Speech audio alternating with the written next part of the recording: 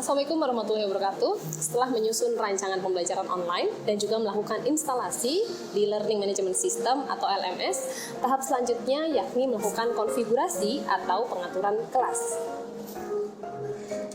Pengaturan kelas perlu dilakukan untuk memudahkan kita dalam mengisi konten dan juga aktivitas pembelajaran online sesuai dengan rancangan yang telah dibuat. Mari kita simak tutorial konfigurasi atau pengaturan kelas berikut ini. Baik, ini adalah tampilan kelas untuk pertama kali ketika Anda login di EDX. Jadi hal yang pertama yang perlu dilakukan adalah mengedit atau melakukan setting atau konfigurasi kelas. Setting yang pertama kita lakukan adalah setting pada schedule and details. Nah, pada bagian basic information tidak perlu diubah, kemudian kita perlu memperhatikan mulai dari course spacing.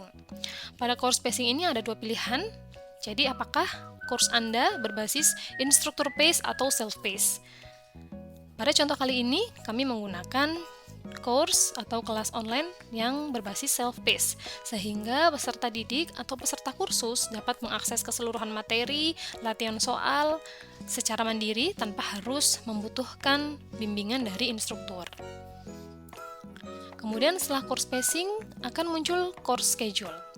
Perlu diingat bahwa setiap kita melakukan perubahan pada setting ini selalu muncul tombol save change di bagian bawah.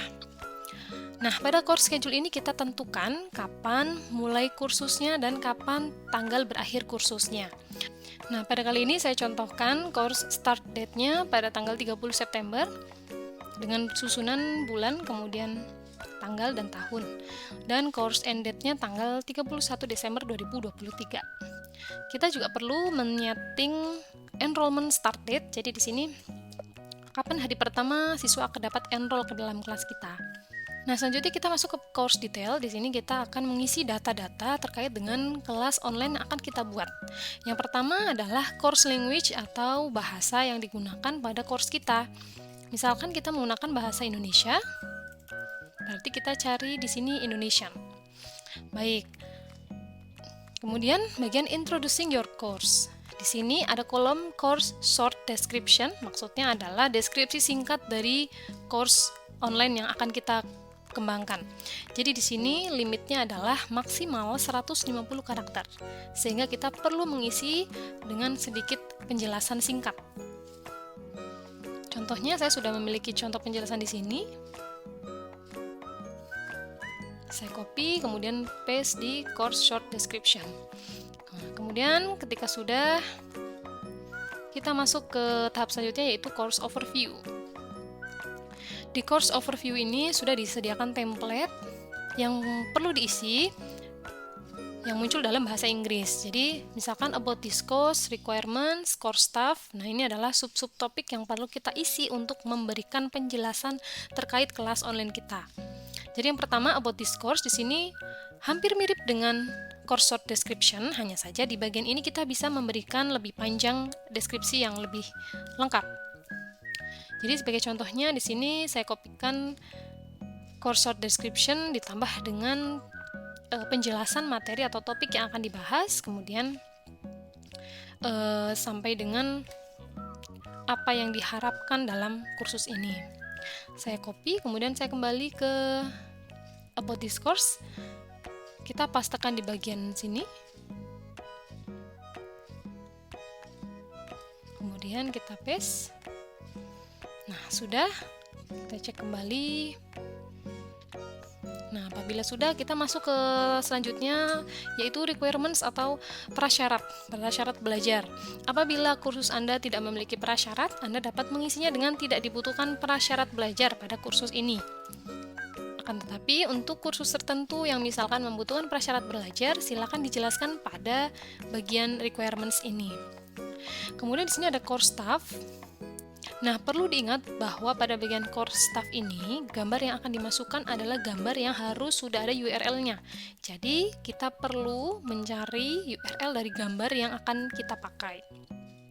Apabila Anda ingin mengupload sendiri gambarnya sehingga mendapatkan URL, ada cara yang sangat mudah, yakni kita masuk ke menu konten.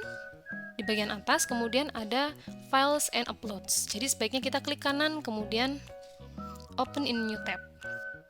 Nah, di sini adalah tempat untuk kita mengupload file foto ataupun dokumen lain yang misalkan kita membutuhkan URL-nya sehingga dapat dimasukkan ke dalam detail course kita. Di sini saya contohkan, saya akan mengupload foto saya. Apabila telah berhasil, maka akan muncul tampilan seperti ini. Kemudian kita klik pada bagian copy URLs, kemudian web, klik. Nah, apabila muncul keterangan copied, kemudian kita pastekan ke new tab.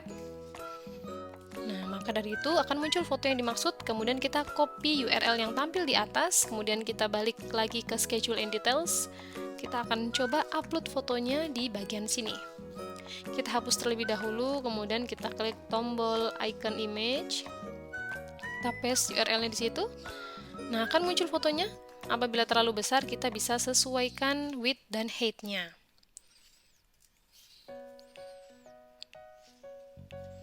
Baik, sudah muncul. Kita bisa klik OK.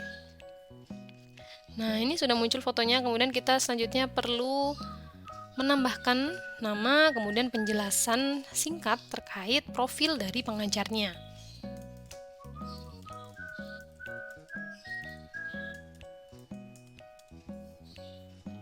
Nah, sebagai contoh saya sudah tuliskan nama, kemudian untuk biografinya kita copy dari yang sudah ada. Nah, kemudian untuk staff member 2 apabila tidak ada berarti kita hapus saja. Oke. Nah, kemudian di sini ada frequently asked questions. Apabila kita tidak ingin mengisinya, tidak masalah karena ini terkait keterangan umum, apa saja yang biasa ditanyakan.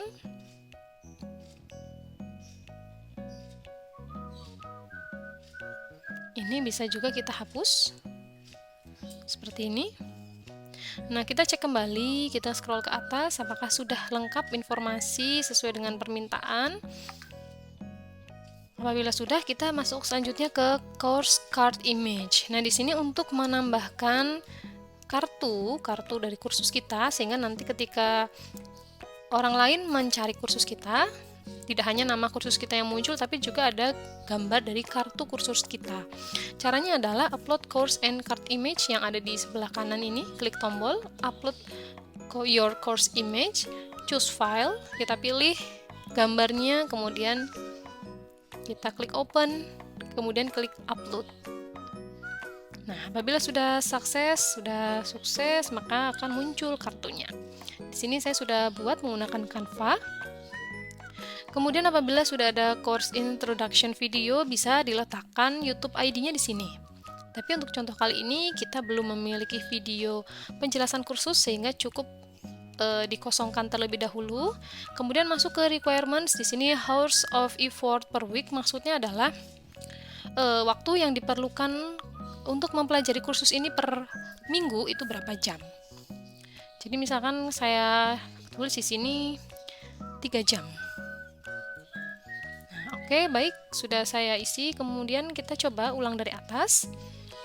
Course spacing sudah dipilih, pastikan dipilih antara salah satu instruktur pace atau self pace. Kemudian course schedule silakan diisi sesuai dengan tanggal waktu yang sudah ditentukan. Kemudian di course detail silakan dilengkapi bahasa apa yang digunakan. Kemudian course short description atau deskripsi singkat course Anda. Lalu kemudian ada course overview yang harus Anda isi adalah bagian about this course, kemudian requirements dan course staff. Baik, kalau sudah selesai, kita akan coba klik Save Change. Nah, kalau berhasil akan muncul Your Changes have been saved. Itu tandanya kursus Anda sudah berhasil disimpan. Baik, sampai di sini dulu video tutorial kita tentang bagaimana mengatur schedule and details pada course online kita. Terima kasih.